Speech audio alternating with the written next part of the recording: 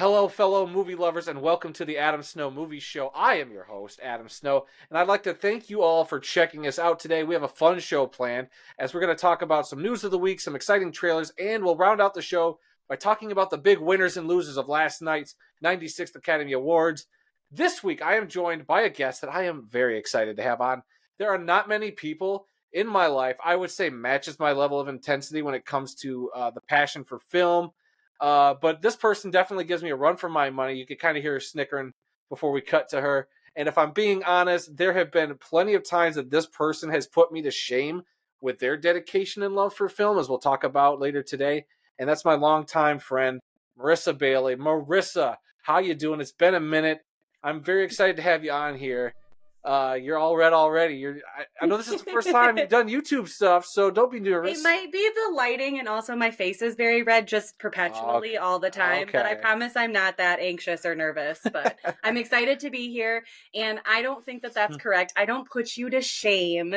Oh, We just go through ebbing and flowing with being able to watch movies together or not. Yeah, like it's fine. But look, we're going to get into talk about Oscar stuff a little later, but I do want to get into, maybe before we get things rolling, a little bit about you and where did your love of movies stem from? What are some of your favorite movies? And, let's just talk about you as a person. Like, who is Marissa Bailey? Like, my oldest memories are tied to movies. My dad showing me movies, my mom. Like, we had very happy family movies growing up, in like Jurassic Park and Independence Day, Jaws, Predator. Like, those were the movies that raised me and taught me to love good movies, bad movies, fun movies. I try to find something about every movie that I like. Now, it doesn't always work, but I try to find something redeeming about everything. And the reason that I care so much about, especially award show stuff, is like, I'm a list person. I like to have a structure. And so when there's the Oscars or the Emmys for TV shows, for anything, like, I can just turn off my brain, watch what's recommended, and just see everything that I wouldn't normally see. So that's why I love movies. Heck yeah. And I mean, our friendship kind of blossomed from just a chance encounter of going to see The Dark Knight back in 2008. And we have been friends and movie loving. We've gone to so many movies together over the years. I have a spreadsheet. I could tell you the exact number of movies we've seen together, but we probably don't have time to get into that. That's a little nerd side thing I do, it's my movie spreadsheet. But I have that now too. I've adopted your spreadsheet into my life. And you have shaped a lot of my love of movies and like care for movies. Yeah, you really have. So that's good to hear, because like I thought I was like the only big nerd, like, and people I know that like cares about this stuff, like the award show stuff. I get it. People are gonna think like the Oscars is just all these famous people prestige, they're patting themselves on the back, which it kind of is, but if you're like a lover of film, kind of what we are, they're a little bit more than that. Like, yeah, of course, there's some back patting, but I think it is more like it's seeing a bunch of creative people, and it is more about the people sometimes than it is the movies themselves getting recognition for their work, and I'm sure we'll talk about some of those winners later on. I would agree. So, but without further ado, we're going to get through some news first here this week, guys. So let's start things off there. And we only got a couple news stories this week because I figured, we're going to probably be very Oscars heavy this week.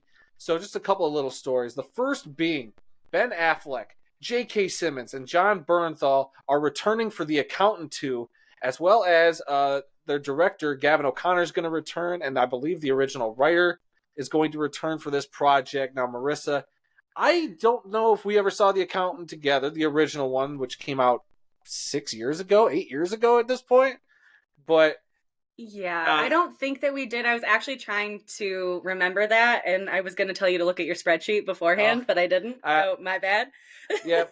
My bad too for not looking that up, but did you see this? Talked about it. I did see this. I know that you and I have at least had a conversation about this because we like all the people that are in it, but I don't remember the major plot details of that movie, like, at all.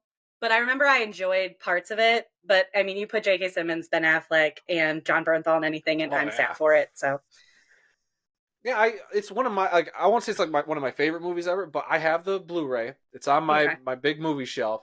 I love the acting in it, the performances. Anna Kendrick in it was fantastic. Oh, yeah. The one thing from that announcement is they didn't say anything about Anna Kendrick coming back, which I'm hoping that's something that'll be announced later. Maybe they're just working out the finer details and all that, or maybe her character isn't involved in the story. I don't know. They could do a big time jump. Maybe she's not involved. I don't know. I just remember liking the movie. It was just a very different spin on kind of the like a hitman or whatever he was on the spectrum, Yeah, and just and he was autistic, and that was really yeah. interesting to see. I mean, he was still like part of money laundering, so that was like, I And don't then know, it like there was was like a fun. It was different.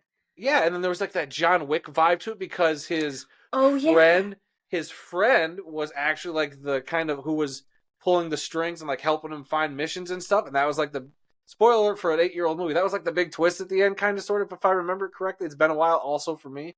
But I just remember I it being think you're right. so unique, so like, fun and different that I was like, I would totally see a second one. And unfortunately it's taken many, many years to get to this point. But I'm Yeah, down for a sequel. I'm down for a sequel. I do think it's weird that it's been so many years. Like, were people really wanting this or excited about it? Like, I haven't Right. thought about this movie since it came out, and I'm pretty sure I watched it the year it came out, if not us in theaters together. But I'm excited to see where this story goes, and I would love Anna Kendrick to be there, but it'll be good. I Yeah. think it'll be good. I'm hoping that news comes, but I'm wondering if this is another one of those Roadhouse situations. I think this is going to be, I don't know if it'll go to Amazon because MGM's one of the producers, which are owned by Okay. Amazon. So Hmm. I hope they don't pull a Roadhouse and put it on Amazon exclusively, because Yeah, I don't get that model of releasing films like that. But it was I made don't for a either. modest. Yeah, the first film was made for a modest budget. It didn't make like gangbusters. I don't know if it made more than 150 million, but Not it's every movie still. has to put those numbers up, right? Like, I they don't know. have to make 150 million to still be good or whatever. And these studios need to scale back a little bit, I think, and No, make the I know. smaller movies. But on a what was it, a 40 something million dollar budget, and you make Yeah. 150 million, that's good money. Pretty But cool. That's pretty but good. why? Yeah, but why wait this long? I don't know. But I'm just excited we're Maybe gonna get it.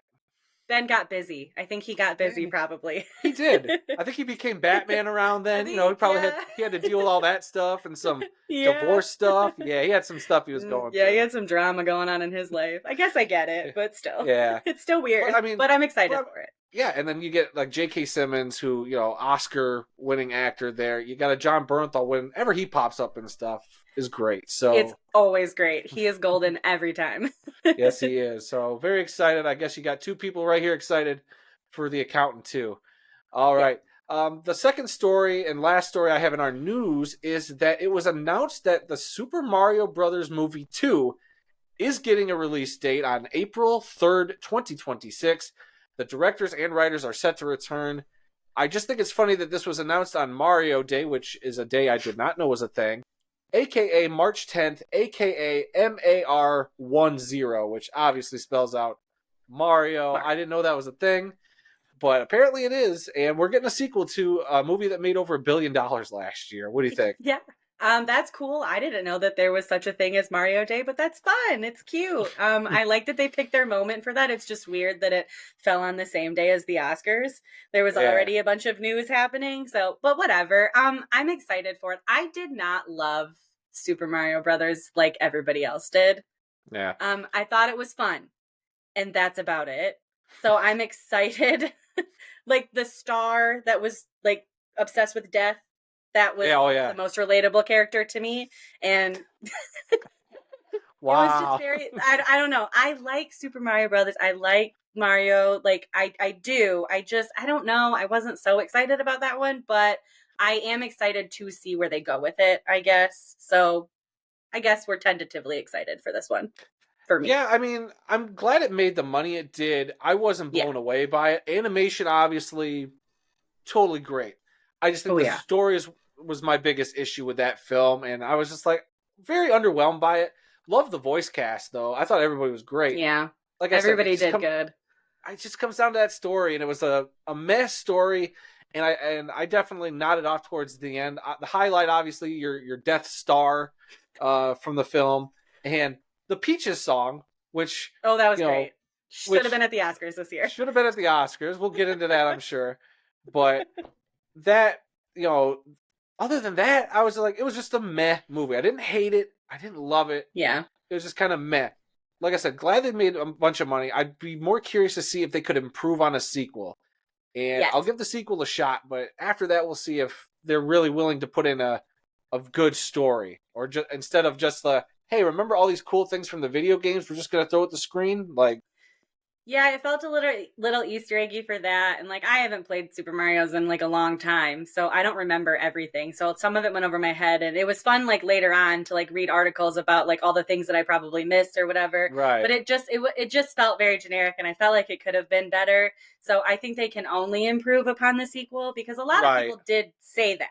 A lot of people have the same sentiment. Where like it was good, but there could have been more. So maybe I think that the second one will probably be better, I hope so. more And of course, exciting. the first one's aimed It's at fun. kids. It's Yeah. fun. Kids love it, which is great. That was what it was intended Yep. for. I just needed a little bit more meat on the bones of that story. I Is all I agree. needed. Some So substance, a little some bit more. substance. Yeah. Yeah. Yeah. They had Maybe all the tools there. They had they it just all needed there. But they needed a mushroom to power that film up a little bit. But other than just a that, little bit. yeah. That would have been great. All right. Okay, guys. Now it's time to look at what's coming to the big screen soon with some new trailers that dropped this week. And what a week. We had quite a few trailers this week, and a couple of them that surprisingly blew me away. The first one I want to talk about is probably my favorite trailer of the week, and that is the trailer for The Wild Robot from DreamWorks Animation, written and directed by Chris Sanders, who is the director and writer behind the How to Train Your Dragon films and the Lilo and Stitch cartoon from Disney. This film is based off of a book series of the same name by Peter Brown. It's going to have the voices of stars like Lupita Nyong'o, Pedro Pascal, Catherine O'Hara, Bill Nye, Mark Hamill, Matt Berry, and Ving Rhames. And this film is set to be released on September 20th, 2024. Marissa, we haven't really talked too much about this trailer, but what did you think about it? I thought it was really cute. I loved it. I liked the element of the robot coming and discovering just nature. It's not like a people, it's nature that he discovers. Mm, It does look like it's tailor made to make me cry, but in a good way. And he's going to right. learn about the world through the forest and the animals and all of his surroundings. And I think it looks great. It blew me away too, because this wasn't on my radar at all. Right. If I heard of it, it was just like looking through what's coming out this year and just seeing the name and just going by it Yeah, because I had no idea. But I think Lupita Nyong'o I believe she is the voice of the the robot. robot. So that should be really cool. And the trailer got me too. I already could tell. I was like, this is going to be a movie that's going to make me cry because Yeah. or at least get me emotionally vulnerable because they showed you the three crucial little parts that make me go, that's what's going to do it. And it's the robot finds an egg. We see the little duckling running around, and then we see the duck flying away. It's part of the migration. And I was just like, this I movie's mean, going to he get me. saves multiple animals, or it looks like he's going to be saving them through various things. There was like a stormy sea thing in the ocean. Then there was like a fire in the forest. It looks like he's just going to be meeting and saving all these animals and bringing them all together. And it looks very fun. It looks very cute. It looks like there's something there for kids. It looks like there's something there for adults. And the Yeah. voice actors look like that list is stacked. It's Oh, awesome. that's a great voice cast they got there. And it did make me think of, as soon as I saw this trailer, I sat there, I was like, this reminds me of a film. Can you guess what film that is? Like what this Okay. gave me vibes Ooh. of? It gave me Wally vibes, but like in a A different little way. bit. It also gave, now that you put me on the spot, I've lost every single movie I've ever seen. That's usually how it goes. That's how it That's goes. exactly how it goes. What movie do you think? And maybe we had the same thought and I'm just forgetting. The Iron Giant. It gave Oh me gosh. the Iron Giant vibes. Yes. I love that movie. It's like I love that movie.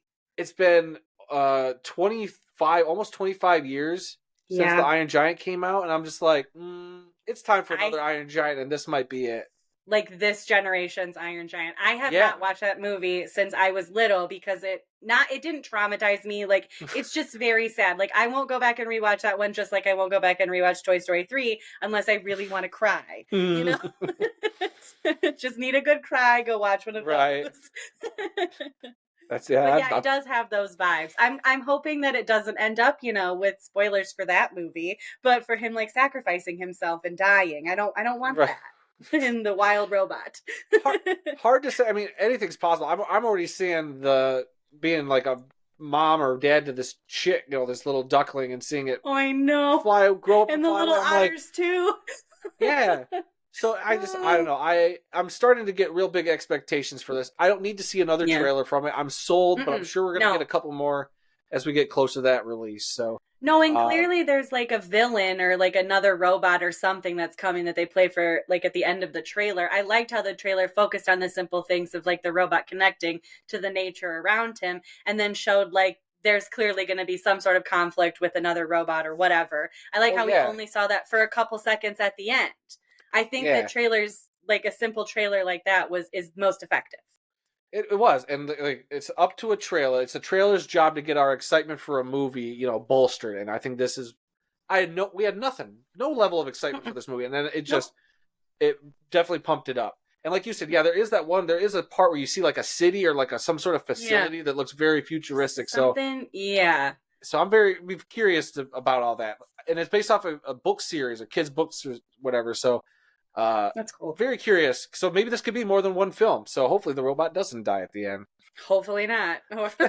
High hopes for it. High hopes. All right, let's move on to our second trailer, and our second trailer is that of an A24 film. This is something I didn't see coming, but I saw this trailer and I decided to check it out because whenever I see A24 on the trailers, I'm like, okay, I will give this a chance. It's called Sing Sing. Um, it stars Coleman Domingo, who was just nominated for Best Actor last night at the Oscars for Rustin. Um, it is directed by Greg Quadan. I don't know if this is directorial debut or not. I couldn't find any more information on the dude.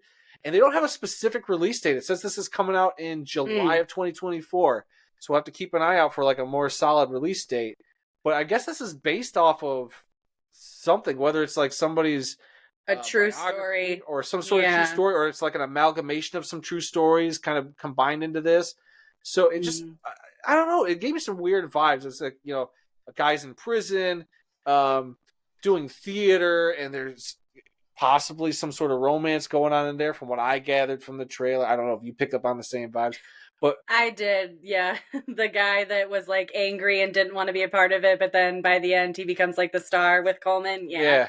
Like there's definitely romance vibes. I don't know. This one, like this movie is the most me oriented film on our three trailers list, just Uh, because like A24 has become the studio that is most bankable for me to enjoy. I have seen so many A24 movies and I've never disliked one. Even the ones that wow. people don't really like, I have still given at least an 80% or higher in my own grading system.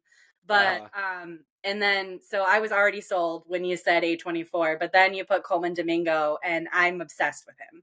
I oh, would have nice. nominated him for two different categories at this year's Oscars if I could have. But it looks really good, and combining something like prison and theater is a weird but very could be very cool, and I'm excited to see it, and I'm excited to see more about what actually the true story is based on, because it is unclear in the trailer if it's Yeah. everything, if it's one person, if it's just something that happened once or whatever. Like it, I'm sat excited for it. Yeah. A24 is more hit than miss for me. Like, Mm-hmm.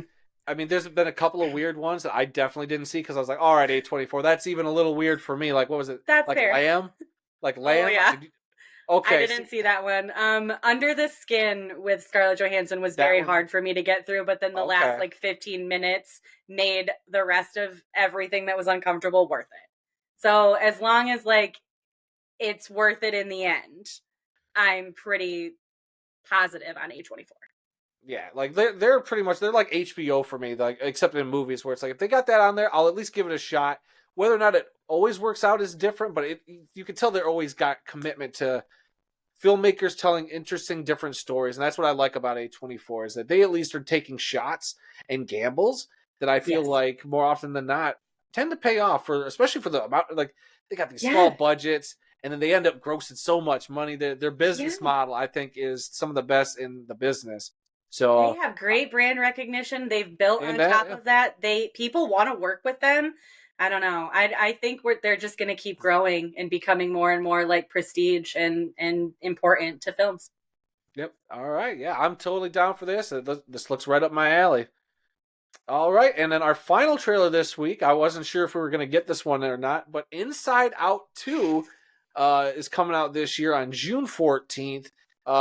This is not directed by the previous film's director, whose name I'm blanking on, but this will be directed by Kelsey Mann. This will be her first directorial feature taking over um, on this one. And obviously, we got a lot of the returning characters. They changed out some of the voice actors, which I don't know if people from the trailer, you can't tell that they swapped out Bill Hader and Mindy Kaling. Mindy Kaling. But, Yeah, you really but, can't. which, I mean, that's why voice actors are usually, great because they can fill in and we won't even notice that it was a different voice actor. But so we've seen the teaser for Inside Out 2. Now we actually get to see a little bit more to the story, a little bit more about these other emotions that are going to be popping up in it.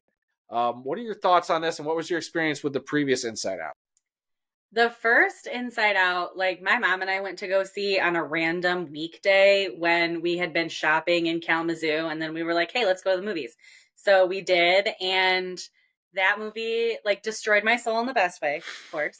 I was sobbing, and I will never forget, like my mom and I sat there for a little bit after the movie ended and like collected ourselves, and we're walking out. My mom turned to me and she was like, I wish to everything that I would have had a film like that when I was a kid.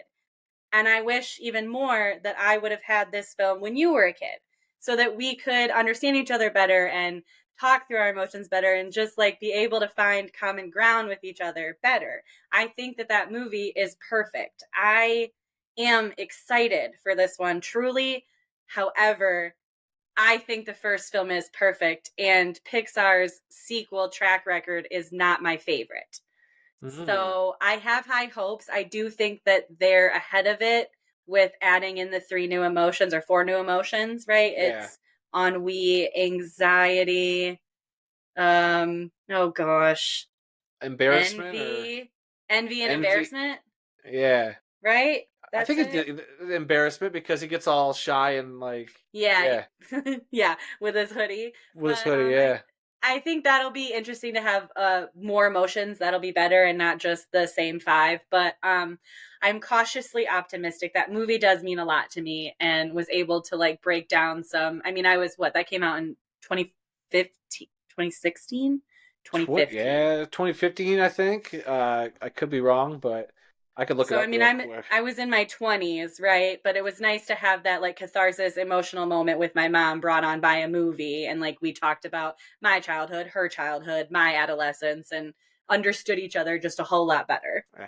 Yeah, it came out in 2015, so 9 2015. years ago, which crazy. So much has changed, and I don't know. I have high hopes for this that Yes. it could be one of the better Pixar sequels, but my only hesitation, and I was not blown away by this trailer. There's a lot of stuff I Mm-mm. liked, but the bottling up of the emotions and the fact that like I don't know, it seems like it's retreading kind of what we had to do in the first movie where Joy has got to take the emotions and get back to Riley again. It just that's Yeah. what it seems like to me. I could be wrong, Like in and it's just a trailer, yeah. but No, I there's know. probably something they're hiding. I agree. Like the finding it's like the Finding Dory thing where we have to go Yeah, find Dory versus finding Nemo. Yeah. I agree.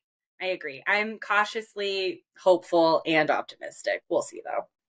yeah. I mean, I'll never bet against Pixar. They had a couple Mm, not so good films. I mean, just a couple, like, but for the yeah. most part, I won't bet against Pixar. So I'm looking Mm-mm. forward to it. But again, not wowed by this one, but I'm sure they'll still blow me away when I see the final product.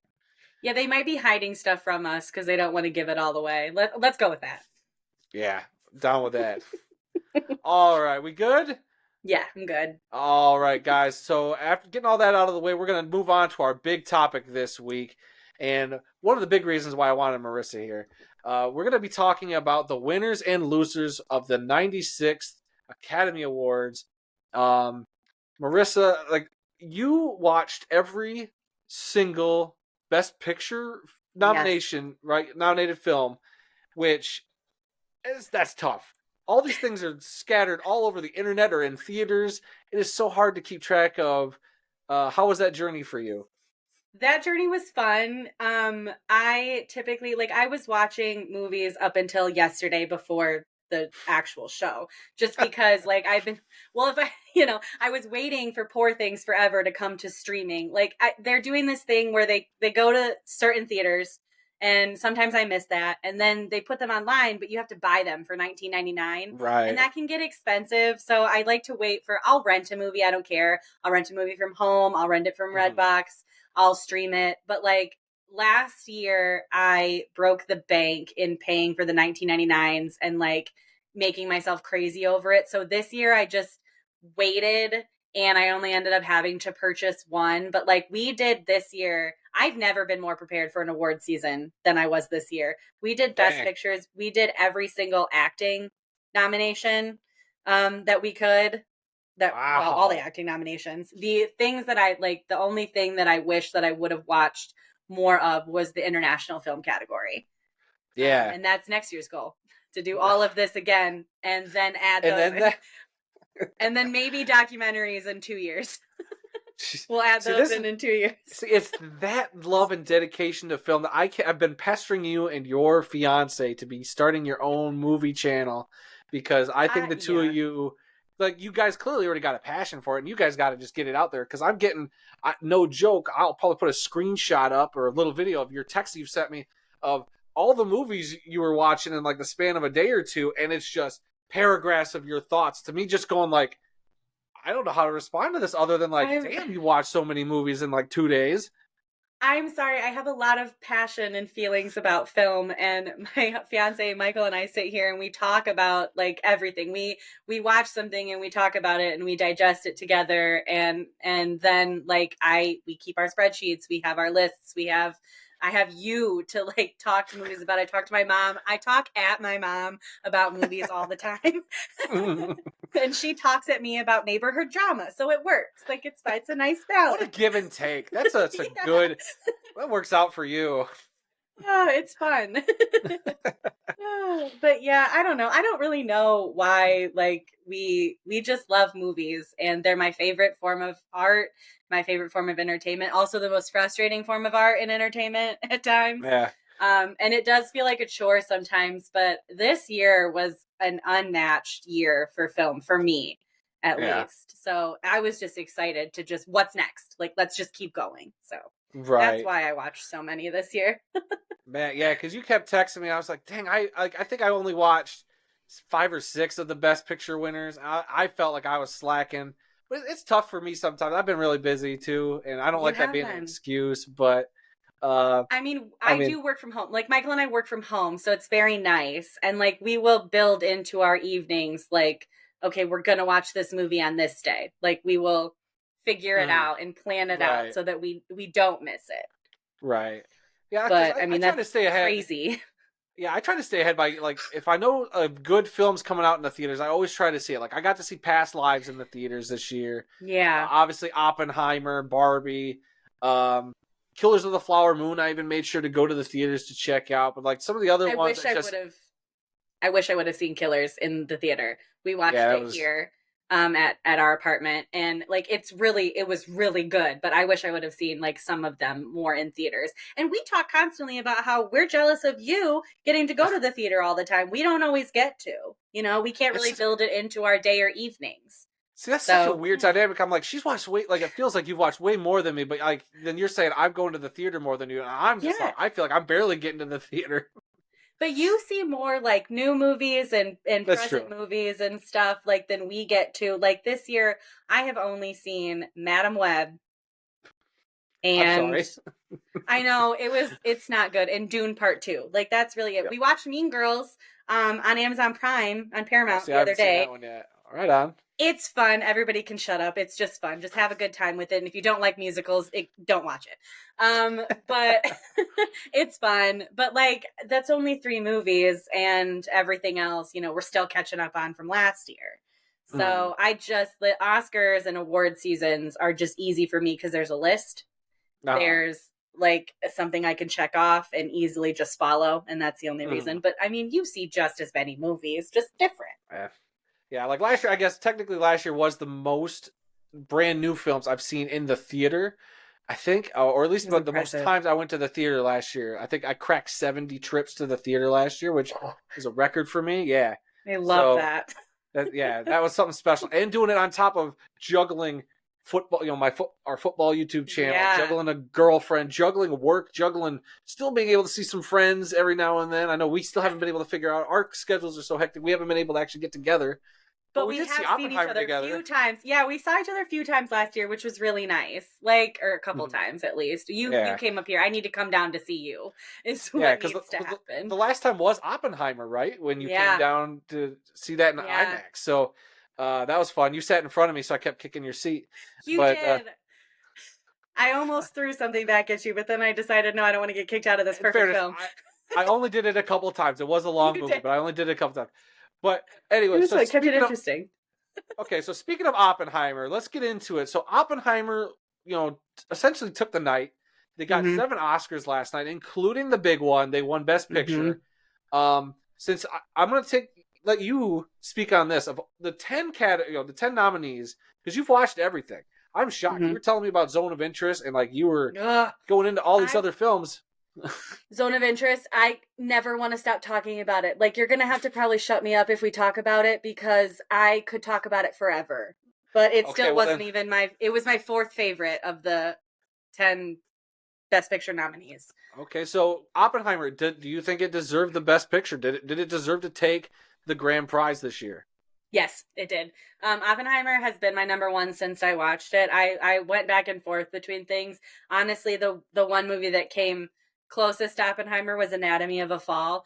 But I think what Oppenheimer achieved, like that story shouldn't work as well as it does. You're never bored in that movie. We saw it obviously in IMAX, and the theater experience is just it's unreal. It was so cool. I had not been affected so much by a movie in IMAX, except like I mean Top Gun Maverick came close, but like Oppenheimer was just incredible. But then we rewatched it later when it was streaming with my dad. And I thought it was really important for him to see it since it's like government based and factual based and scientific or whatever. And Mhm. he's scientific based.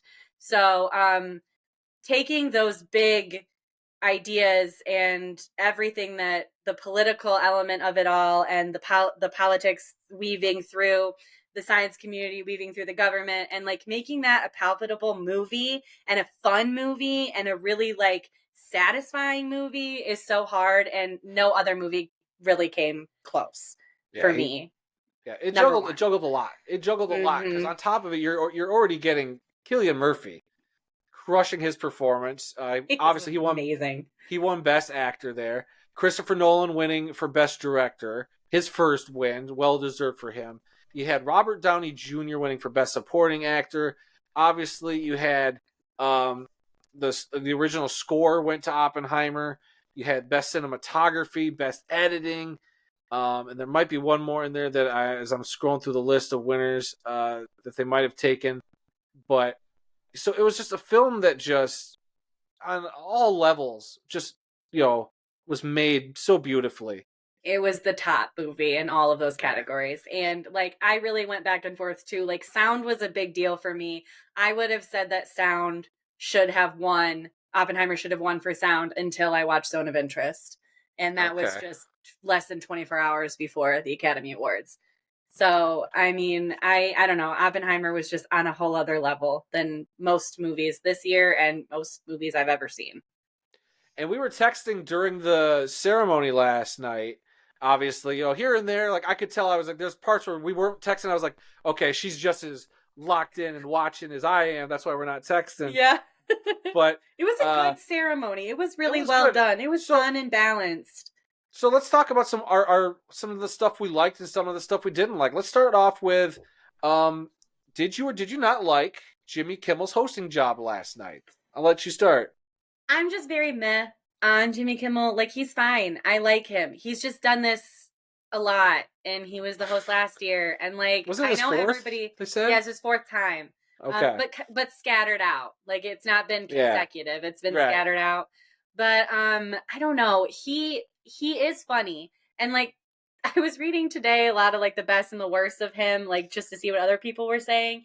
And God, it I wasn't a like some of BuzzFeed article, was it? Because no, it BuzzFeed was was not BuzzFeed. It was good like the Lord. New York Post and the New York Times. Thank you. Because I just want to say real quick, like I don't get on Facebook much, but when I scrolled through Facebook this morning, just kind of out of boredom, and I saw like 4 or 5 BuzzFeed articles, and I kind of start looking at it. I'm like, nope, just stop. The BuzzFeed No. articles are trash, and I just like thought they like a lot of went the little bankrupt. drama they were going into, I don't Yes. know, but like they were It's just getting into like a bunch of why did Robert Downey Jr. not shake everybody's hand? It's like, really, we're gonna make this a big deal? Like it, I don't know. He was the it's heat of the moment petty. kind of thing. Like yeah, so I was like, Yeah. all that petty stuff, just I don't even want it. I don't even want it. That all comes from like you're sitting at home watching this. Like you're not the ones being honored or like having to get up in front of everybody or like have anything at stake. So like the Right. pettiness is probably not even warranted at all. That's dumb. BuzzFeed's stupid. Who Right. cares? But anyway, No, but like but back to Jimmy. oh yeah, sorry. No, like the Yorgos joke, the one where there was like two people named Yorgos, and he was like, "Are they gonna win tonight? Yorgos is as good as mine." I cackled so loud, and everybody is ripping that on Twitter. I thought it I was thought it was good. I like that line hilarious. too. Yeah, that one and the Steven Spielberg. Are you a nominated or do you have season tickets? I Like like that one he's too. he has the ability to be funny, but like some of his stuff, the Robert Downey Jr. the drug thing, like Yeah, that Robert was. Downey Jr. has given us enough. He's given us performances and himself, and he's talked about it, and like he is so much more than his past and his drug issues. And I feel like any drug jokes now, even in the last like 5 years or 10 years with him, I like go as far okay, as to we say get it. 15. Yeah, they're tired. We're over it. Like it's It's not done. Yeah, funny. it's in the past. It's done. I thought it was yeah, and he kept kind of going back to that joke. I was like, okay, maybe you make it once, like a little nod, like I thought it was happening at first, but then he Yeah. just kept going. Even Robert was just like, come on, Yeah, it dude, felt like like keep you it were trying moving. to have a moment with Robert that showed that he was pissed. I don't know what you were trying to go for, Jimmy, but That was I weird, didn't like it. I and you didn't can't like that put when all of it on. Oh, go ahead. no, I know. No, I was like, you can't put it all on Jimmy because he's also got No. a staff too, but he's got to be on some level approving these jokes too. Yeah. But I mean, he's also We're going to have a staff workshopping with them. him. I'm like, you guys Hmm. need to workshop a lot of these jokes a little better. There was some stuff I was like, why are these jokes clearing? Like, it just didn't make any sense. I know. Like I don't I'm the Bradley Cooper and his mom stuff. I'm not even going to give that much airtime because that was just that made me uncomfortable. That was Um weird. yeah, like maybe it's nice that these men want to bring their moms to events or their families Yeah, to events. You don't need to target them. And he's also not the right. only one that had his family there. Like Ryan Gosling's sister and parents were there. Like I mean, I don't know. It was weird and Yeah, Bradley looked very like deer in the headlights a little bit. He was trying to roll with it. I don't know. But the thing yeah. that also annoys me was like the jokes at the length of movies. Like I understand Oppenheimer's long. I understand Killers of the Flower Moon is long. And they're not ineffective in their storytelling. And like honestly, for me, the only time I ever felt the length of those movies was when I'd had too much water or pop to drink. So like that's my own fault. Not Right. every movie is going to be short and effective like Past Lives, like Zone of Interest. Like I'm movies are long or they're short. Get over it. Like Yeah, it's fine. We don't need to joke about it. right. But so I mean, as far as as being a host, I think Jimmy's fine. Just got to work on the jokes a little bit. There's gonna be jokes that land and jokes that don't, which is fine. But I don't know. I feel like he could do a little better at like pick your moment or move on because there's just stuff that just I don't know felt Yeah, I like don't it didn't know. need to linger.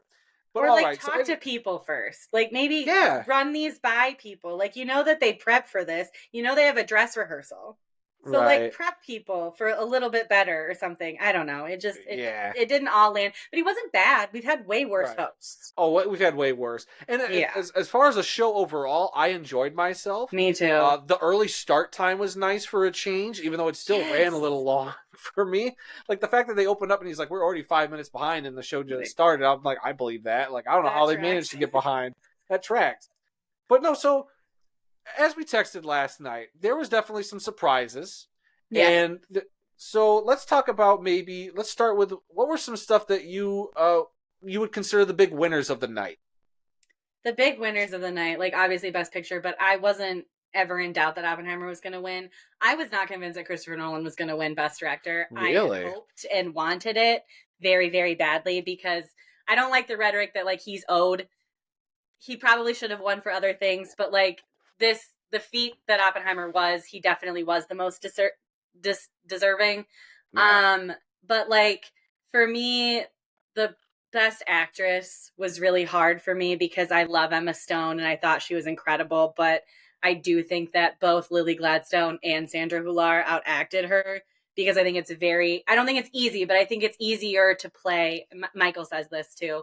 Like it's easier to play people with like not disabilities, but like quirky characters. It's easier to play a quirky, weird role for the sake of being quirky and weird than it is to give such great and nuanced performance. And I thought that Lily's silent struggle throughout all of Killers of the Flower Moon was way better than Emma Stone's Bella Baxter, even though Emma Stone is the best thing about Poor Things. I also didn't love Poor Things, but Okay. whatever. I don't know. And Cause, Sandra Hular is great too. That was very shocking to me that Emma won. I think like overall, I think Poor Things, like having not seen the movie, that I was gonna call that one of my winners of the night because there was just award after award. I was like, Yeah. I think this will go to maybe like an Oppenheimer or something else, and it would be Poor Things, Poor Things, Poor Things, and they were on a roll there for a minute. And I was like, oh my god, is this gonna be a year where Poor Things is just gonna upset like Oppenheimer? And for a minute there, it was looking like it, but then the tide started turning towards the end where we started. Yeah. Editing and cinematography started going Oppenheimer's way, and once that started happening, and of course I figured maybe Emma would win. Lily, look, I got nothing against Lily's performance. I didn't think it was the greatest performance, but like you said, maybe it was a little more nuanced. And when I saw it in the theater, and that movie was long, maybe in the theater I just wasn't looking for that. I was more focused on the Leonardo DiCaprio and the Robert De Niro side of things, and maybe I overlooked her a little bit. Maybe that's on me. When I watched her, I was like, I thought she was good. I just didn't think she was maybe even should have been nominated good. But again, I didn't see all the. That's just to me. It's nothing against her. Like I said, I thought she was good. But if I were to put my list together, it wouldn't have been these five clearly because I didn't see all these ones. But there were some other performances I would have been like, I probably would have taken. I know Florence Pugh was barely in Oppenheimer, but I almost would have thrown her in there. That's just me again, but I do have a big Florence Pugh bias. You love Florence. I love Florence. I was most mad about Annette Bening's inclusion. I really really liked Naiad, but I've seen the biopic female story a lot, and I didn't think that movie really had that interesting of things to say. Like Margot should have been in there. I probably would have put Florence in there ahead of Annette in general, but like Lily for me, she was quiet and reserved and just told so much through her eyes. Like when she was on screen, I was watching how stoic she was and how like put together she was, and then like her eyes would tell a completely different story, and I could not stop looking there. I think that's why I was so impressed with her performance. Okay. She was like that character was just completely broken, and I believed every bit of it, which was why I would have given it to her. Also, like I do think that the Oscars should take historic things into consideration and make it right, and she should have been the first Native American to win for Best Actress. She should have. Maybe I just don't know if I agree with like just because she's the first nominated and could have been the first winner. I don't want to just hand it an award if that voting body, because clearly, I mean, she won for the SAG. Gladstone did. So I know, and Emma won everything else. And Emma won everything, but so she got her recognition from the Screen Actors. But as everybody else, in the voting academy, that got to vote, clearly either maybe they were like me and just didn't see it like that, and as the actors did, because obviously actors are going to pick up on all those nuances, like you're talking about the eyes. And now, if I go back and watch it, I'm going to be looking for that now because it was such an overwhelming experience the first time seeing it. One, the movie's so long, and then you also got her wedged between powerhouses of Robert De Niro and Leonardo DiCaprio. So I think maybe even for me, that also overlooked her a bit because I was like, she's in between two pillars, and maybe I just didn't feel like, while great as good as her performance probably was, I just didn't think it was up to them. But that's not a fair comparison. I don't know, but. No, that's but like my thing about the history is like all of it's art. Like all of it is subjective art. Like it seems silly and stupid to even have an award show because they were all incredible. Like Annette was still amazing in Naiad, and Carey Mulligan I did not like Maestro at all. I loved Carey Mulligan. She is incredible. She's been nominated like so many times, and I can't believe she's never won for anything yet. Like Emma was amazing. She truly was. Lily was amazing. Sandra was amazing. So like for any of them to be nominated is cool. But like I think that I don't think that Emma was better than Lily. I think she was at the same level. Like I Okay. don't think that Sandra was better than Lily. I think they were at the same level. I think that Annette was amazing in her role. I just don't think that role should have been nominated, you know? Okay. So that's why I think maybe we should have a little bit of history in mind, especially with Oscar So White and everything else, and like things that have happened on that Oscar stage against Fair. Native American people, you know. I Like, mean, so I don't know. that's fair. I mean, as far as my viewpoint on just the Oscars as a whole, real fast, before we get back into the night. But like, I think like being nominated now, my philosophy used to be if you won an Oscar, that means you were the best, and a lot of times that isn't the case. Sometimes it is they just hand it out because, like we talked about Nolan, Nolan should have gotten it a long time ago, and sometimes they give you Yes, hey, he we're should sorry have. for we're sorry for missing out on the last 20 years of your work. Here's one now, even if that movie might not have been as good as either his previous works or as some of the movies that just came out, but they're like, you know what, it's his time, so we're gonna give it to him. I Yeah, just don't know if I like that aspect of it. But I know. I view the Oscars more as, look, I don't care who gets the trophy. I mean, there's some things I care who gets a trophy, Same. but on the whole, I look at it as if you are at least nominated, that in and of itself is like enough for me to go, that's some of the highest recognition in your line of work that you're going to get. And even if you don't win that, you know how hard it is to win an Oscar? You're going up against 5 or 4 other powerhouses in some of these categories. It's just like, Yeah, if you win, you win. it is But incredible. at the end of the day, you're still like at the top of that pillar of everybody in that category, you know? So I don't know. I think I'm just not a fan of it would make history, so it should win. I'm like, I'd rather have, if those people think that that's the best performance should win. And we're going to talk about something in a second that I'm like, I know this is what people wanted to win, but I don't think it deserved to win. And as I roll us back into that side of the Oscars, Godzilla -1 should not have won for best special effects. I liked the movie, didn't love the movie, but that was one of the head scratchers I texted you. I was like, I don't get this one. I didn't see that one, unfortunately. I wanted to, but like I have seen clips and videos from it just to like so I could get a sense of like what the movie was about so I could talk about it, like informed. I don't like what were you hoping for to win, first of all, I should ask. I mean, okay, so I'm going to have to hurry up and see if I could find that category on my list here. Best visual effects. So these were the nominees. You had The Creator, Godzilla -1, Guardians Volume 3, Mission Impossible, Dead Reckoning Part 1, and Napoleon. All which I think have really good special effects in it. Yeah. And I'm not saying Godzilla's got bad special effects. I'm saying Godzilla -1 was made on like a $15 million budget. And those effects look incredible for a $15 million budget. Yeah. Because if you see the movie, or if you get to see the movie, there's definitely some scenes where you're like, wow, this was $15 million. This looks great for the special effect. And there's times where you're like, oh, this is a $15 million movie. Yikes.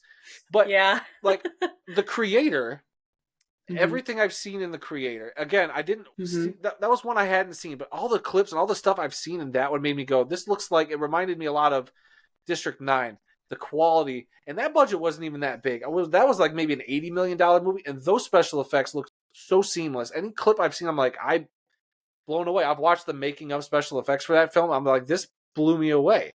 Yeah. And I think it should have gone more towards that. Or even in Napoleon, as much as I didn't like that movie, I think a lot of the effects in it, though, were pretty good, and they blended pretty seamlessly, which is what you want.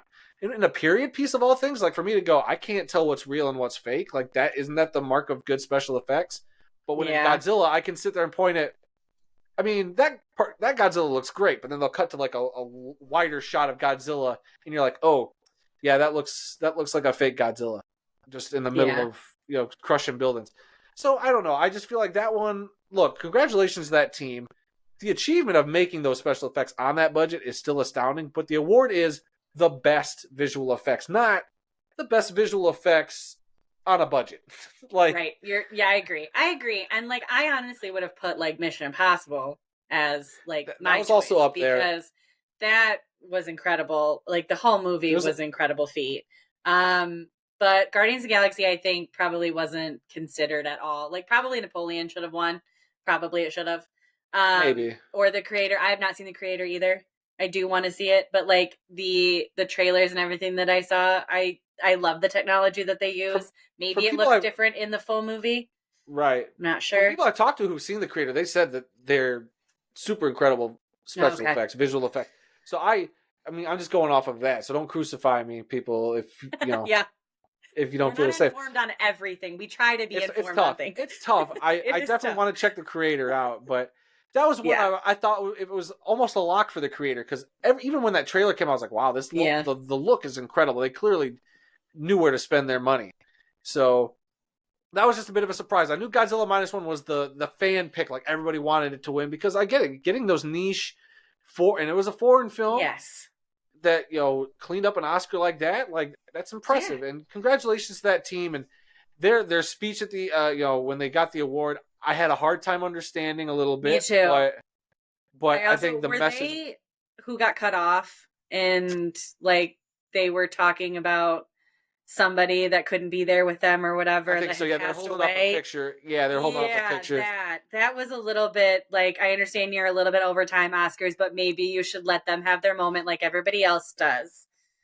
And There's I liked their little Godzilla figures; those were Yep, cute that they brought that up was onto the good. stage. That was cool, and it was That cool was for them good. to get recognition. But I 100% agree with you.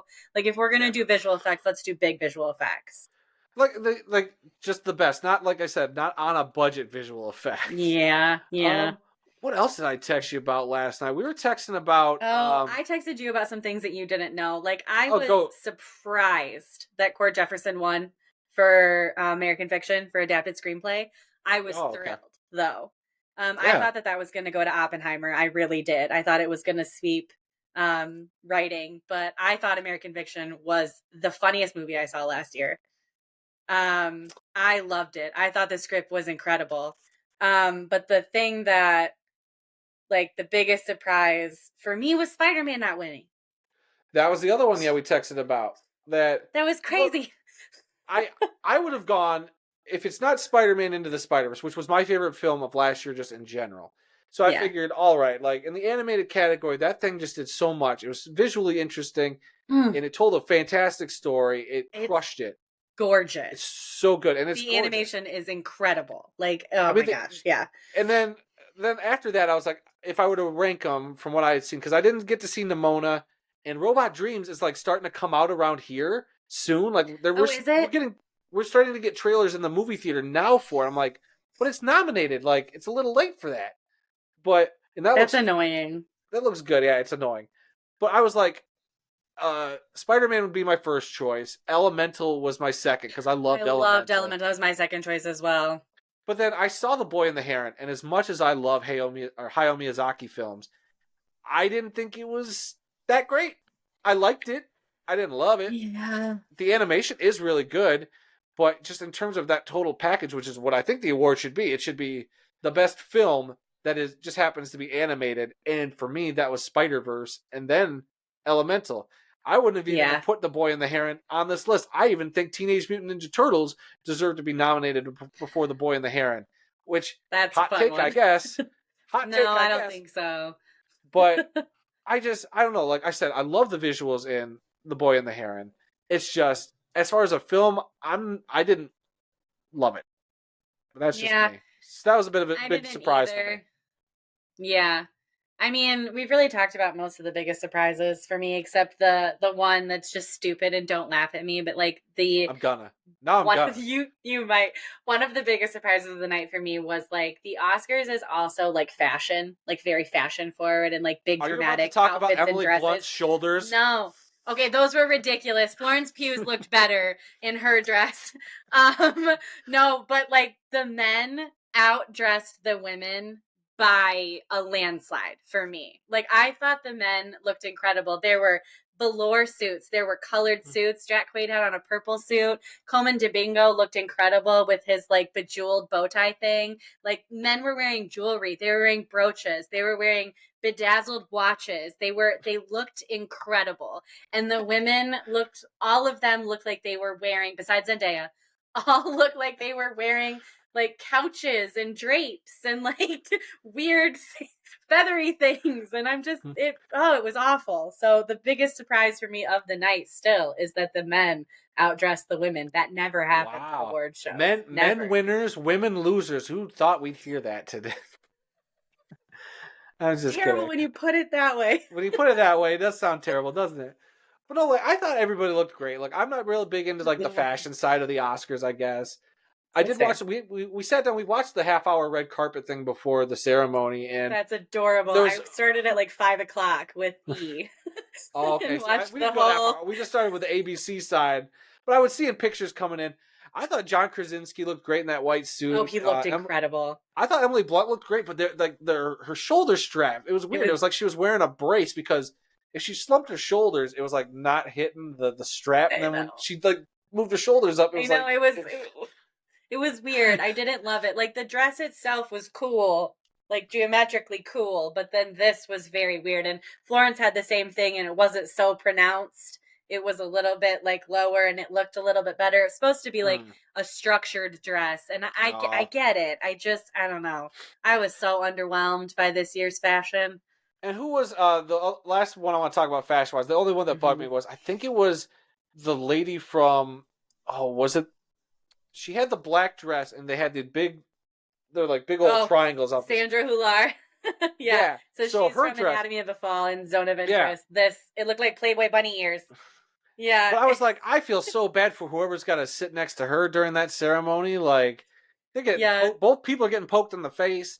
I figured, but now that I think about watching, she did sit kind of sideways. I think she did sit sideways. Like she's always kind of like this. I'm like, girl, that's so uncomfortable. And there were a few times her co-star from, I don't know his name, but from Anatomy of the Fall, he's short and she's a tall woman, and like there were a few times where he was like dodging. You could tell, and it was pretty funny. Also, so speaking of, so let's get back some of my other favorite bits real quick. One that that hit me near and dear to my heart. As you can tell behind me, I got the Batman Robert Pattinson statue. I got the Dark Knight Funko Pops over here. The Danny DeVito, Arnold Schwarzenegger bit where they came out talking about their Batman villains, and then Michael Keaton was sitting there in front of them, even though Michael Keaton wasn't really Arnold Schwarzenegger's Batman. No, that's fine. It was still a fun bit, and that was a highlight for me of the Oscars. What else? I kind of like the Kate McKinnon bit. I think she made me laugh. I did too. That was funny. Who was she with? She was with America Ferrera, right? Ferrera, they were talking to Spielberg at one point. I thought I'd like that whole bit. Trying to think, there was like one other one, and of course the John Cena bit. That was one I forgot about. The John Cena bit was fantastic.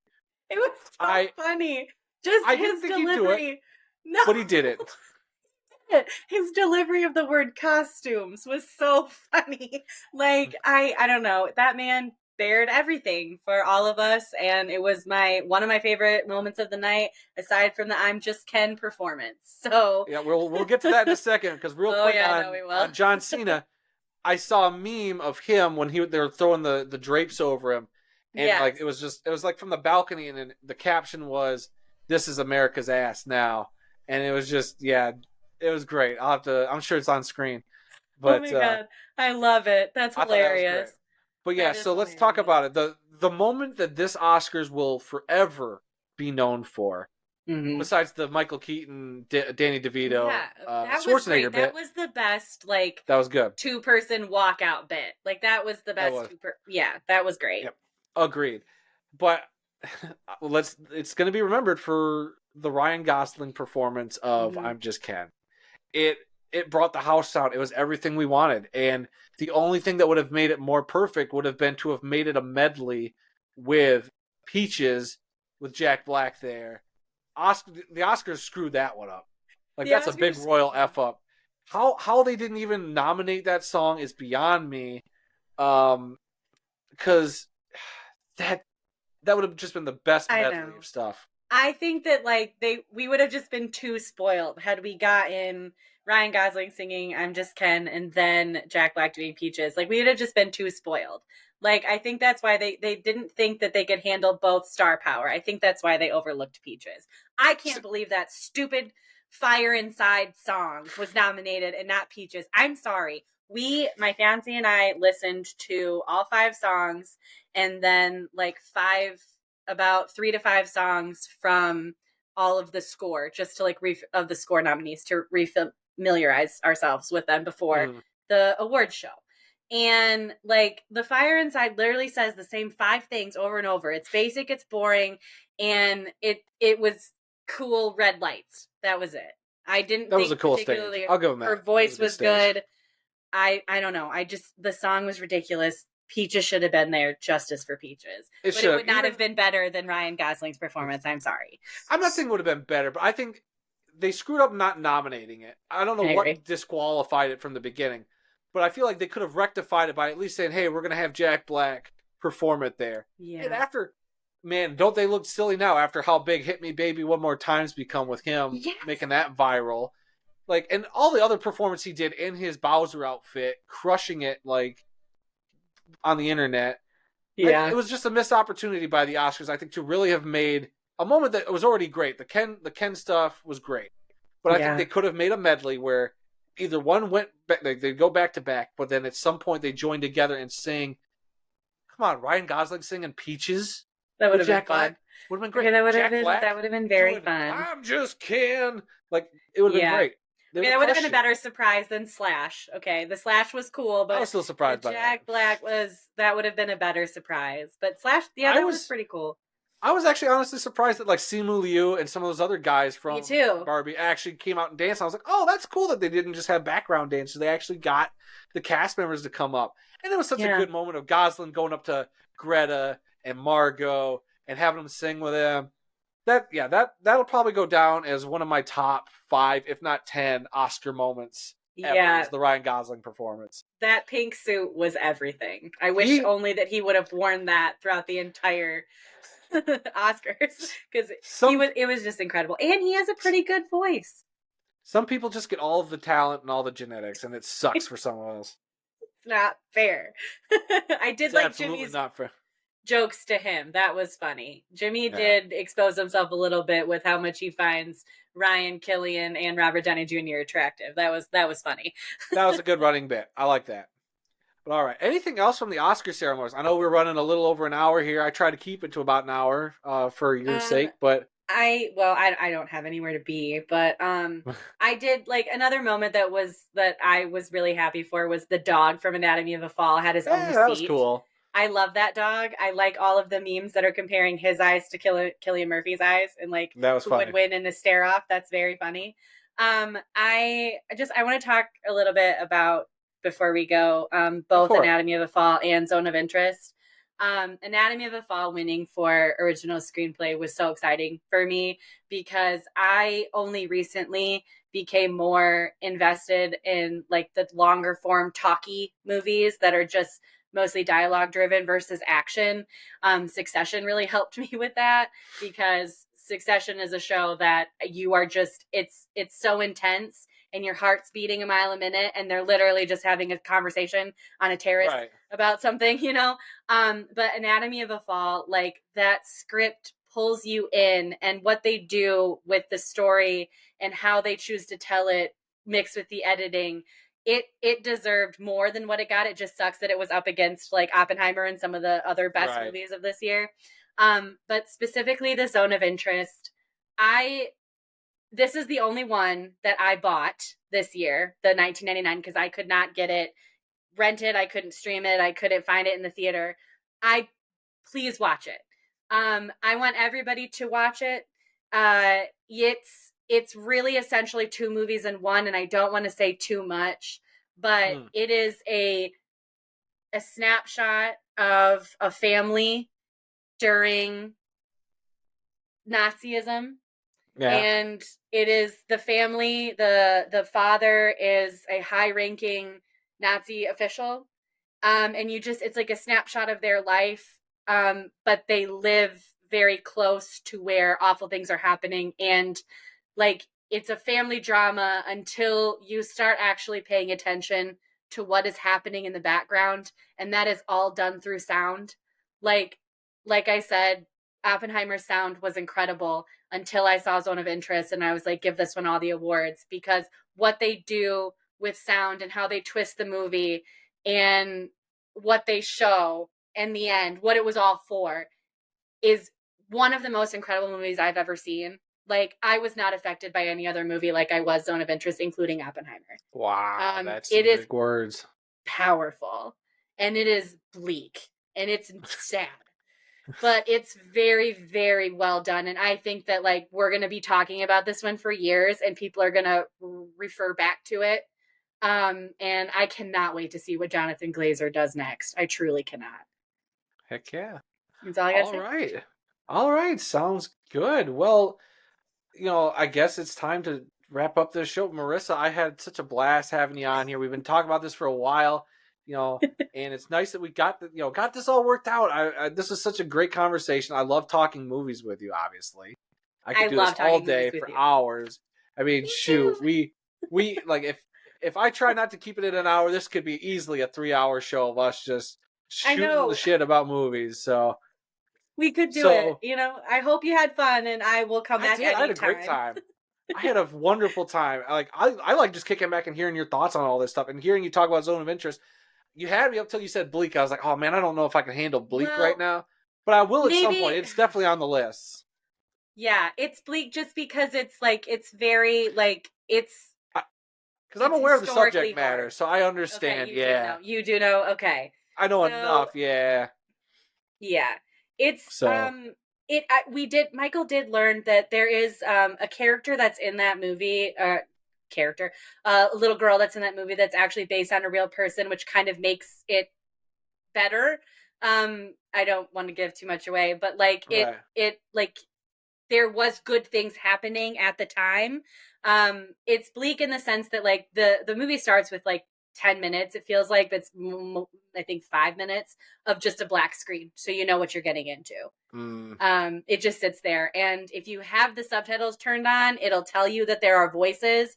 But if you don't have the subtitles turned on, like, it's just a black screen, to where I kept googling to make sure I was watching the right movie, or like if it was supposed to be like this. But definitely go into that movie like being prepared to be hurt, dang. or All right. it's just heavy. Yeah. Yeah. Definitely. That sounds like one. Yeah, I will mentally prepare myself when I'm getting ready to watch it. I'm like, all right, I'm in. I got to get into it. Like, brace yourself. Yes. All right. Well, we want to thank you guys for checking us out this week. And I definitely want to thank my guest and my friend, Marissa Bailey, again for being with us. Marissa, thank you so much for joining us today. I hope you had a good time. Anything you want to say? I mean, do you want to plug your Twitter? I mean, you post a lot of stuff on your Twitter. Talk about movies, TV, everything under the sun, reality TV. Do you want to put that out Yeah. in the world? If not, it's okay. Sure.